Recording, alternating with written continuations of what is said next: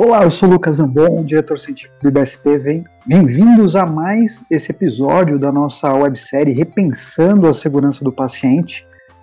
Lembrando que o que está motivando essa nossa discussão, esse nosso debate, são os dados mais recentes da literatura médica a respeito da incidência de eventos adversos em estudos não só nos Estados Unidos, mas como em outros lugares, inclusive no Brasil.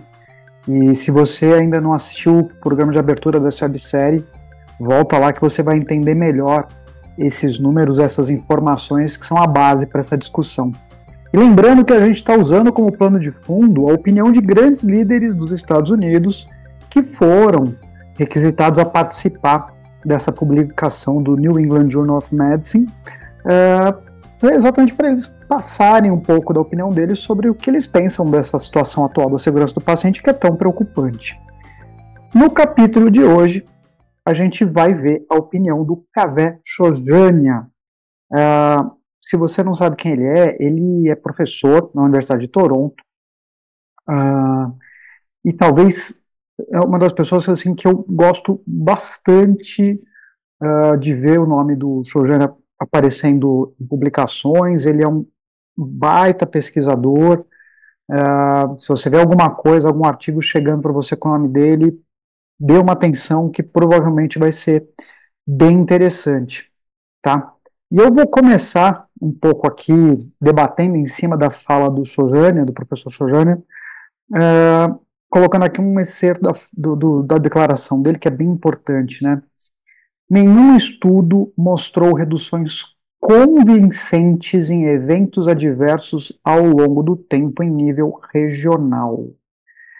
Então, de cara, a gente já tem uma declaração aqui. Ele é um pesquisador super renomado, além de professor da Universidade de Toronto. É só para já deixar muito claro para a gente o quanto a gente não avançou como a gente imaginava. É claro que você tem diversas publicações mostrando redução de eventos adversos. A gente tem o famoso estudo do checklist para passagem de catéter, o famoso estudo do checklist de cirurgia segura, publicado e apoiado pela OMS. Mas notem que a reprodutibilidade, ou mesmo, como ele coloca aqui, esse resultado ao longo do tempo, em um lugar específico, não se sustenta. Você não tem nenhum estudo que demonstre isso. Você não tem nenhuma informação, pelo menos publicada, que demonstre para a gente que existe consistência nos resultados de segurança do paciente. E acho que essa fala dele é importante para a gente lembrar, e até não fugir da realidade, que é o que a gente convive nos hospitais, em serviços de saúde, em que você consegue um resultado, de repente ele degringola, ele não melhora, ou ele, de repente, tem pioras ali ao longo do tempo, por diversos fatores, né? Não vem aqui ao caso a gente julgar os porquês, claro, porque isso é super pertinente a cada ambiente, mas a gente precisa ter essa consciência dessa consistência de resultado. Ela é realmente muito frustra. E olha só o que mais que ele comenta aqui para a gente que é interessante a gente destacar, né? O suporte computadorizado à decisão gerou melhorias marginais, ou seja, aqui a gente já está falando de inteligência artificial, machine learning. Notem que ainda é muito, não é a opinião só dele. Se você voltar aqui nos episódios, você vai ver outras opiniões que são apontando nesse mesmo sentido, de que aquilo que existe hoje de tecnologia de apoio ainda é frustro. E olha só, mais uma opinião voltada também para o seguinte ponto. O suporte computadorizado causou fadiga de alerta e prontuários eletrônicos contribuíram para burnout profissional.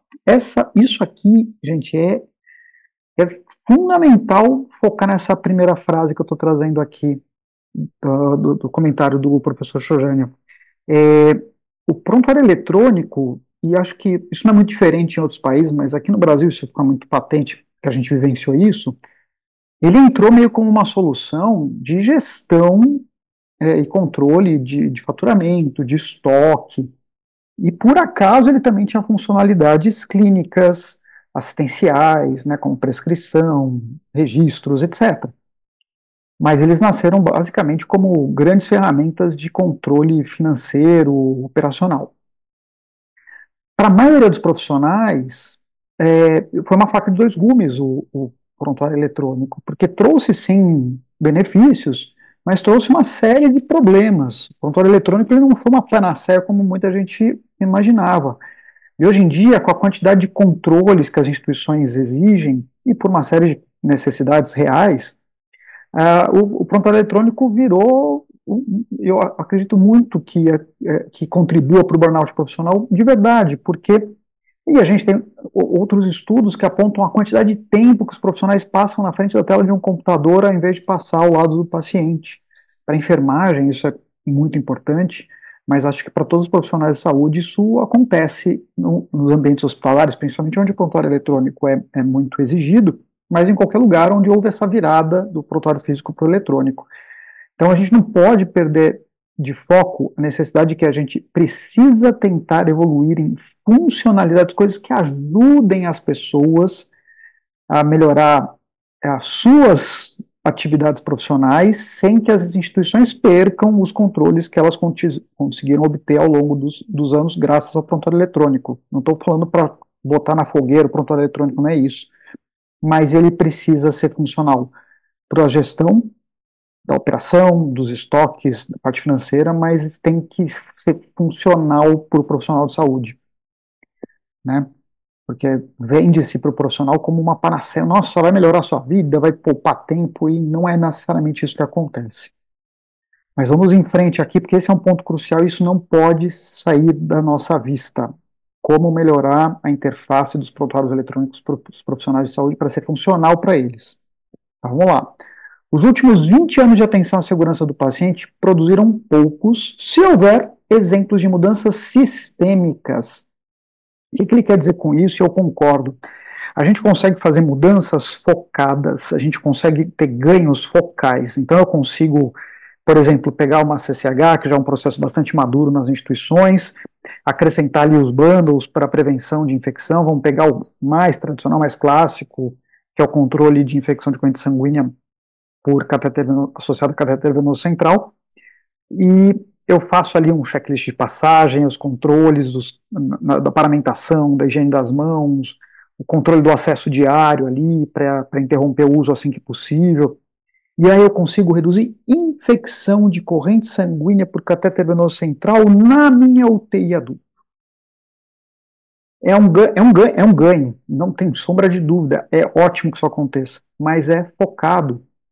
Eu não estou falando de ganhos que são sistêmicos no sentido de eu consigo reduzir eventos adversos na minha instituição, minha cultura de segurança melhora, os profissionais começam a agir, ter comportamentos diferentes porque a cultura do ambiente favorece isso e você consegue ver mudanças macro, mudanças grandes ao longo do tempo. É isso que ele está querendo dizer aqui. E é uma verdade. A gente tem que ser muito honesto com essa visão do professor Shojânia. A gente faz boas melhorias às vezes consistentes, mas muito focadas, muito específicas. As coisas ainda não são totalmente sistêmicas, né? Mas vamos em frente para continuar vendo o que mais que o professor fala aqui para a gente. Vamos lá. Temos visto quase exclusivamente intervenções que exigem que os profissionais adotem novas práticas e respondam a boletins, apelando para o seu orgulho profissional e incentivos financeiros que afetam seus rendimentos. Isso é mentira? Não. Isso é em apenas alguns lugares? Não. A gente tem eu brinco que assim, a gente colocou uma cenoura ali para ver se o cavalo corre mais. Colocou a cenourinha assim com a varinha na frente do cavalo para ver se ele corre mais, né? E isso mostra que a gente está tentando mudar a cultura de um jeito que não necessariamente se sustenta, porque se você tirar a cenoura ali da frente do cavalo, então ele para de correr. Entendem o que eu quero dizer? Então, quando eu crio, por exemplo, incentivos financeiros, isso é muito claro, por exemplo, em hospitais privados com corpo clínico, né, benefícios, não necessariamente financeiros, mas às vezes de relacionamento, né, ou isso que ele coloca aqui, apelando para o orgulho profissional, então assim, os melhores são premiados, quem atinge é premiado, quem atinge ganha um destaque, não que isso não possa ser feito, em muitas situações é até interessante, né, gamificar, ludificar determinados aspectos dentro da rotina profissional das pessoas é, inclusive, algo positivo, Mas a gente não pode esquecer que se isso for a única coisa que está motivando as pessoas a agirem diferente, provavelmente na hora que você perder esse incentivo, ou esse incentivo não for mais tão forte, as coisas já não vão andar igual. E isso mostra que a nossa cultura não está sendo construída de forma consistente. Acho que isso é o grande ponto, né? O cavalo tem que estar motivado a correr sem a cenoura. Entendem o que eu quero dizer? Então, isso é muito importante. As motivações que a gente cria para atingir os resultados, elas deveriam mexer mais com os porquês, com as motivações mais intrínsecas das pessoas, e a gente trabalha muito com a motivação extrínseca. E isso mostra como a cultura é frágil, porque é muito fácil de você desmoronar determinados processos que estão funcionando às custas desse tipo de incentivo externo, dessa produtividade estimulada. Então, a gente tem que tomar muito cuidado com isso, porque isso bate um pouco com a outra fala dele, de que a gente não tem mudanças sistêmicas consistentes. Mas vamos aqui para um último trecho que ele coloca, né? Como mitigar os efeitos deletérios do lucro na pesquisa biomédica e na prestação de cuidados de saúde? E aqui ele coloca um aspecto importantíssimo de como questões, aqui eu vou até deixar um pouco mais ampla a fala do professor, que é os incentivos financeiros, eles deturpam qualquer sistema. E no sistema de saúde isso é muito crítico, porque os ganhos financeiros dentro do setor de saúde são muito grandes, né, quando a gente fala principalmente da parte lucrativa do sistema de saúde, com as empresas privadas, sejam elas indústrias farmacêuticas, indústrias de materiais, indústrias de equipamentos, ou os próprios prestadores de serviços que são privados, já que a gente no Brasil tem esse sistema híbrido que tem a saúde suplementar, que é eminentemente privado. Então, é muito perigoso que a gente deixe esse tipo de drive, que é o lucro especificamente, direcionar tudo o que acontece dentro do setor saúde. E a gente tem que ter claro que abertura de capital, então empresas privadas, empresas que buscam exclusivamente o lucro porque elas são voltadas para isso, a gente tem que tomar cuidado. Não estou dizendo que isso é errado, né? A gente vive num mundo onde o lucro é necessário dentro de qualquer empresa para a sua sustentabilidade, para reinvestimento, para melhorar o salário das pessoas que trabalham ali dentro, para melhorar os equipamentos. Então, isso é necessário. Longe de mim dizer que isso é o demônio no mundo, pelo contrário, o sistema funciona assim, a questão só é o cuidado de não deixar isso ser o único motivador. O EBITDA não pode ser a única coisa em jogo. Acho que esse que é o grande ponto. Tanto por isso que ele fala, é mitigar os efeitos deletérios, assim, não é eliminar a lógica do lucro. Ele não coloca dessa forma. Ele coloca que a gente tem que mitigar, tem que ter restrições. E isso vem da cultura institucional, isso vem da liderança. Se você é líder, você tem que estar numa posição de refletir o tempo todo. Será que o meu drive para os indicadores financeiros está ofuscando aquilo que deve se buscar para assistência, para a qualidade, para a segurança do paciente? Acho que esse é o grande ponto.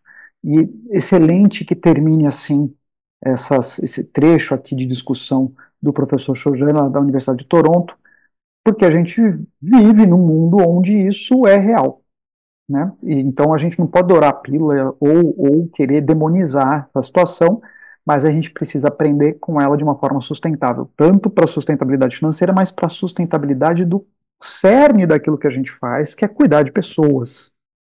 E isso é crítico quando a gente pensa em segurança do paciente.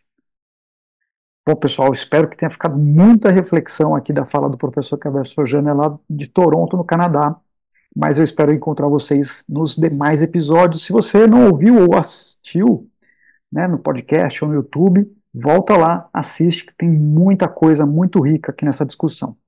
Até o próximo, até mais.